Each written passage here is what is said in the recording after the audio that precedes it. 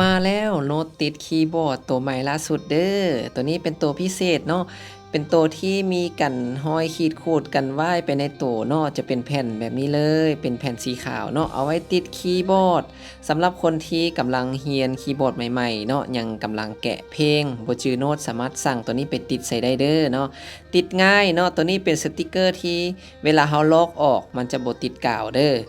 ตัวนี้แม่นตัวสั่งเฮ็ดพิเศษเนาะอยู่ที่ห้างเสริมศิลปะเด้อมีจำหน่ายเนาะจะติดแบบนี้เลยติดง่ายๆเนาะมีแต่จับมาแปะใส่ละกะทานก็สามารถติดแบบนี้ไปได้เลยเนาะเวลาติดแล้วมันก็จะเฮียนง่ายเนาะแล้วก็มันจะกันหอยนำเด้อกันหอยเล็บมือเฮาเนาะหอยขีดข่วดตามโน้ตตามริมเนาะตัวนี้จะเป็นตัวติดลูกดำเด้อตัวนี้ก็กันลูกดำไปในโตเนาะเดี๋ยวเอามาติดนำกันนี่ตัวที่ข้าพเจ้าติดอยู่หั่นนั่นจะเป็นตัวเก่าเด้อเดี๋ยวจะโลกตัวเก่าออกก่อนเนาะตัวนั้นจะเป็นตัวแบบเอามารุ่นเก่าๆเนาะจะเป็นบางๆน้อยๆน้อยนึงแต่ว่าตัวใหม่นี่มันจะแบบติดแล้วมันจะควบไปกับโน้ตเลยเนาะค่อนข้างที่จะกันได้ดีสมควรเด้อ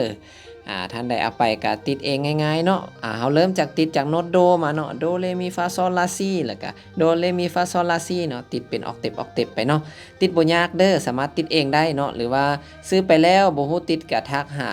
เบอร์โทรของเสริมศิลปะเลยเนาะ91341402นะครับจะมีวิธีการติดให้เด้อจะมีเป็นรูปภาพวิธีติดแล้วก็เป็นคลิปวิดีโอวิธีติดหรือว่าท่านใดที่เบิ่งคลิปนี้จนจบแล้วแม่นสามารถติดเองได้เลยเนาะติดบ่ยากเนาะข้าพเจ้าติดเบิ่งจะให้เบิ่งแบบนี้เลยท่านก็สามารถติดแล้วก็